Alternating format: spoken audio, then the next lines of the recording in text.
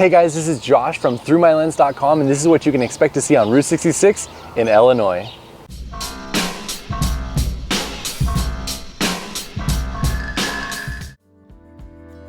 If you've been watching this video series, then you already know this, but my goal was just to share my dad and I's journey on Route 66 and to show what the route looked like in June of 2019. This is the last state video in this series, so thank you so much for watching it, and here's what we found in Illinois. After leaving St. Louis, we crossed over the Mississippi River, which is the border between Missouri and Illinois. State number 7, our final state on our Route 66 journey, Illinois. Our first stop in Illinois was in the town of Collinsville. 15 minutes outside of St. Louis, don't forget to stop at the world's largest ketchup bottle. The world's largest ketchup bottle is 170 feet tall, and it was built in 1949. As far as I could tell, it's part of a construction company and no longer a ketchup bottling plant, but it's still a cool roadside attraction to see. Next up, we're in the town of Livingston, Illinois, at the Pink Elephant Antique Mall.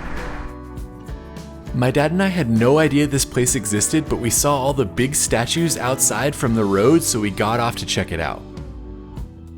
When we arrived, we found an old school gymnasium that had been converted into an antique mall with thousands of different things to purchase on what looked like a consignment basis.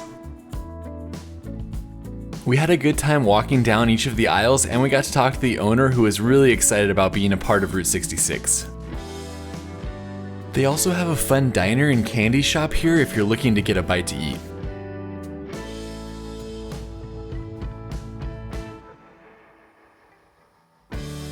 From there, we continued on to Henry's Rabbit Ranch in Staunton, Illinois. Henry's Rabbit Ranch takes its inspiration from a lot of other historic parts of Route 66, with some cars buried in the ground outside and a large jackrabbit that you can sit on. We're at Henry's Rabbit Ranch, where you can play with actual rabbits, and you can sit on another rabbit just like in Arizona. Henry has a bunch of rabbits in his shop too, and we got a chance to talk with them and to interact with some of the rabbits, which were very friendly.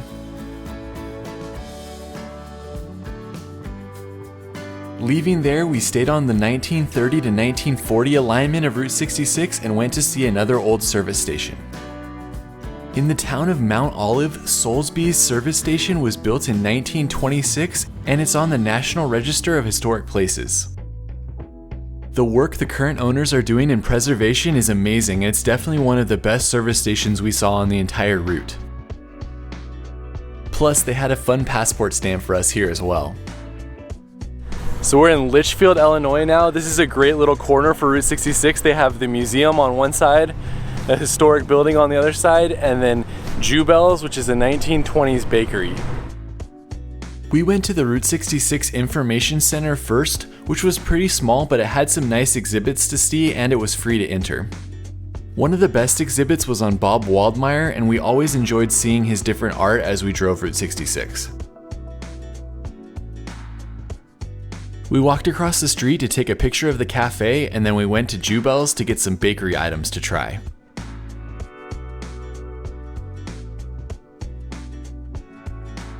Trying a donut from Jubel's. Sour cream. Since 1922. Does not disappoint. Yeah. What's it get out of 10? Very nice. I give an 8. An 8. We continued driving and then took a short detour to Pioneer Park, where the Sugar Creek Covered Bridge is located. As you know, if you watch this video series, I love old bridges, so I couldn't resist the opportunity to see a bridge from 1880. Plus, it's a pretty cool covered bridge at over 60 feet long.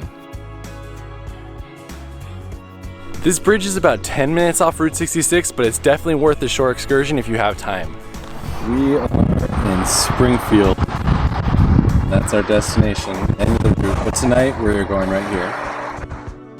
When we entered Springfield, one of the places I wanted to stop at the most was the Cozy Dog Drive-In.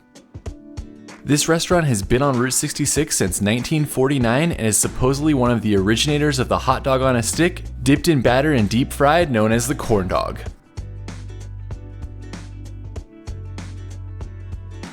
So we are at Cozy Dogs in Springfield, which is the home of the corn dog.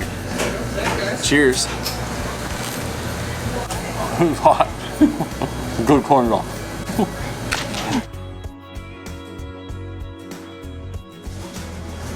Creator of the corn dog. Yummy. After indulging in our corn dogs, we went and saw a muffler man and then made our way through the city of Springfield. Since I had never been to this town before, I did want to stop and see a few of the President Abraham Lincoln exhibits they have here.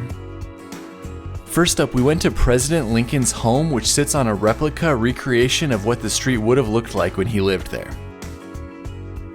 We were lucky enough to get there right when they were giving their last tour of the day, so we got to walk through the home and learn more about the history of the Lincolns in this area. Plus, they even have a desk that he used when he was at the White House there. If you get a chance while you're in Springfield and you want to check out some Abraham Lincoln stuff, there's a ton of that here. This is the home that he had while he was in Springfield before he went to the White House, and there's a memorial library and his tomb as well. On the way out of town, we also stopped to see the Lincoln Tomb State Historic Site, but unfortunately it had closed for the day, so we just got to see it from outside.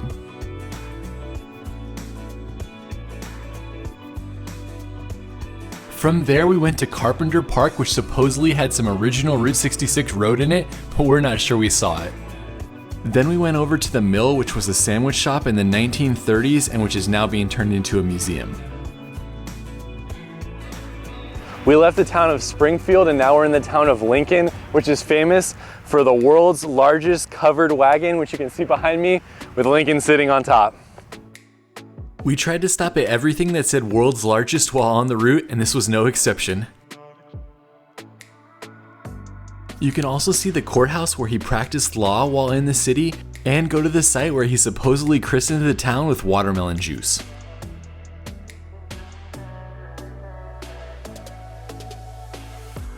Back on Route 66, we headed on to Atlanta to see the famous hot dog muffler man.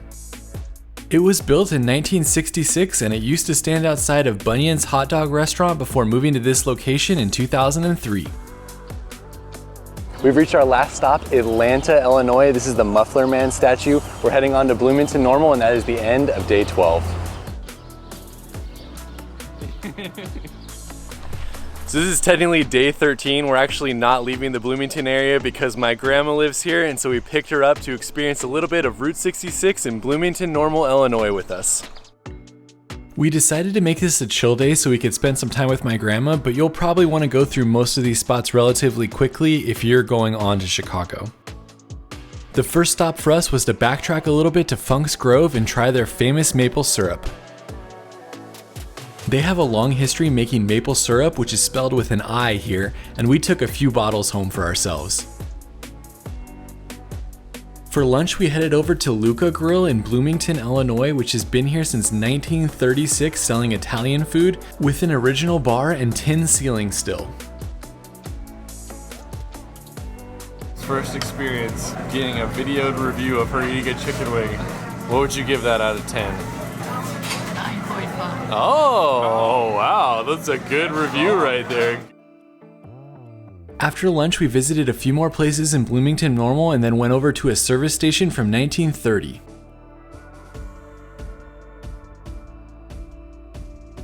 On the way out of Normal, be sure to stop at this 1930s gas station.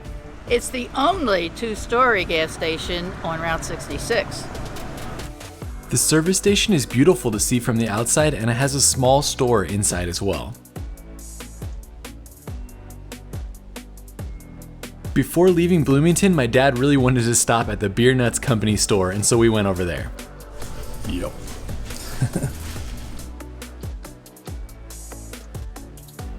To end the day, we headed out to Towanda, where they have an original stretch of Route 66 that you can walk on. This is the end of day 13. We're in the town of Towanda, where there's an original stretch of Route 66. It's only about 50 feet or so, but it's definitely something fun to check out, and that's the end of day 13. Day 14, our last day on Route 66, leaving Bloomington and heading to Chicago. Leaving Bloomington, we passed through Lexington, which has another original portion of Route 66, on our way to Pontiac. This is our first stop today, the city of Pontiac and the Pontiac Route 66 Museum, plus the city has a lot of great murals all around the downtown area. We plan to spend a good amount of time in the city of Pontiac as it has one of the best Route 66 museums on the entire route. Plus, it also has one of Bob Waldmeier's last murals, and after he passed away, over 500 of his friends came and painted it, each leaving their handprint in the mural. After seeing the murals, we went in and explored the museum. They have Bob Waldmeier's VW bus in here as well, which served as the inspiration for Fillmore in the movie Cars. Of course, there are lots of other exhibits to see here as well, and the volunteers that were working there were really excited to talk about our Route 66 drive with us.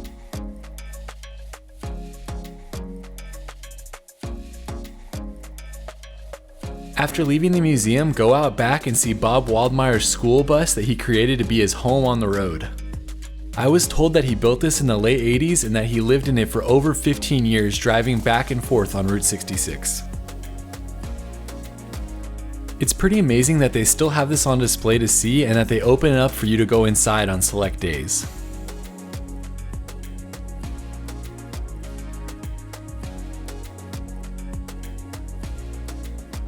While in Pontiac, there's also an auto museum across the town square if you're interested in seeing some historic cars.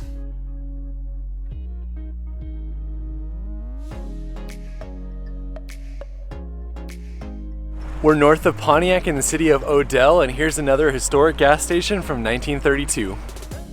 My dad and I stopped at about every restored service station we saw, but you might not want to stop at all of them if you have a time crunch.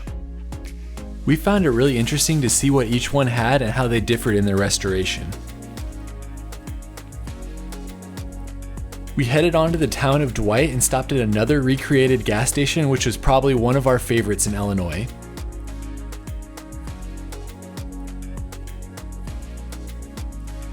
"1914 fire truck. Look at that. You gonna ring the bell? Where's my bell? It's on the red, the red thing. You got your hand up. This? Yeah. Yeah. Woo! Spinner like. That is so fun. They also had a small store and a few other exhibits you could see in the gas station.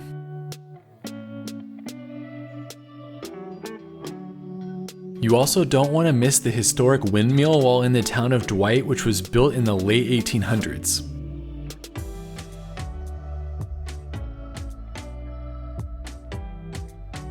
Heading on, we made it to the town of Braidwood, which has some mining history and an interesting exhibit called the Braidwood Zoo.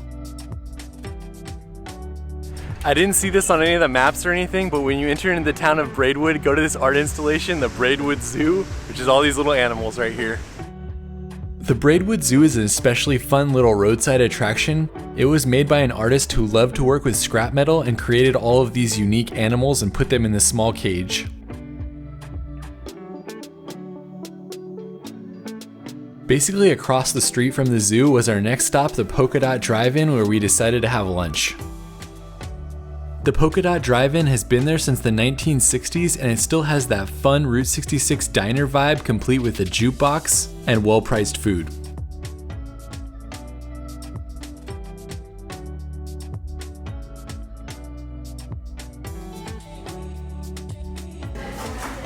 It's a diner burger. Very nice. Yeah. After lunch, we continued on past a Sinclair dinosaur to one of the spots I was most excited to see. Our next stop, Gemini Giant.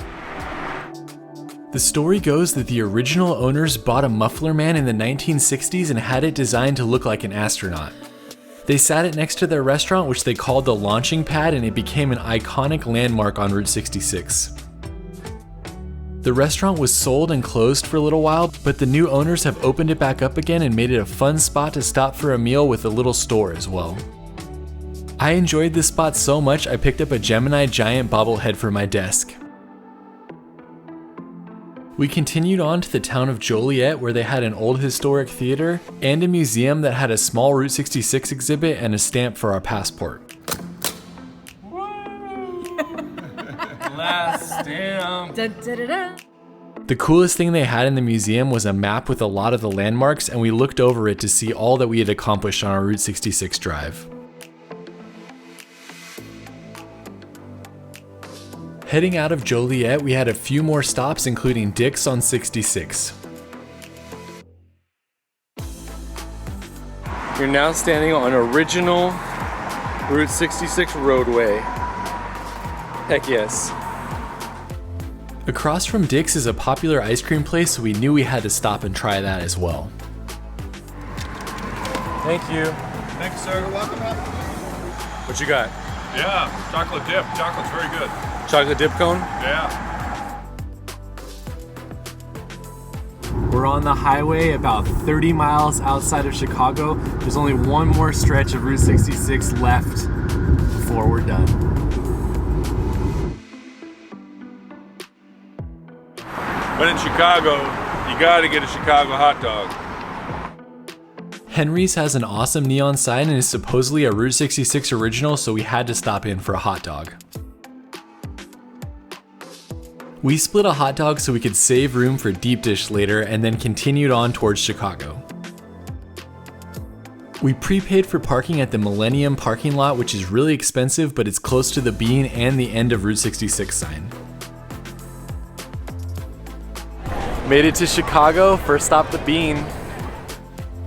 The official name for this art installation is Clouds Gate, and it's one of the most popular photo spots in Chicago. Many people refer to it as the Bean though because of its shape. From there, we started walking a few blocks through downtown to get to the end of Route 66 sign.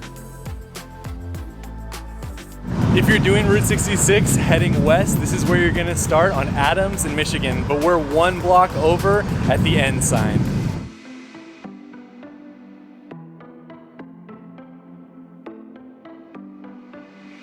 We're walking to the end of Route 66 sign, but we're trying to take our time because we don't want this epic trip to be over.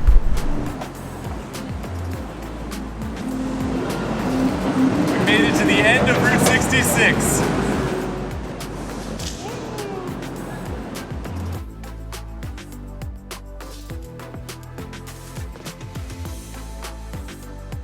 That's it, we made it to the end of Route 66, 2,400 miles and 14 days, and one of the most epic road trips ever. Thanks so much for coming with us on this journey. Get more information at throughmylens.com. See you guys on the next road trip. Thanks so much for going on this journey with my dad and I. If you missed any of the state videos, you can see them all linked in the description. Also, if you have questions about Route 66, be sure to leave them in the comments and we'll see if we can answer them in a future video. Again, we really appreciate all of you watching these videos and leaving us positive comments over the last few weeks. It's been so fun to go on this journey with you, and I hope it encourages you to see Route 66 in the future as well. Thanks again, and we'll see you on the next video.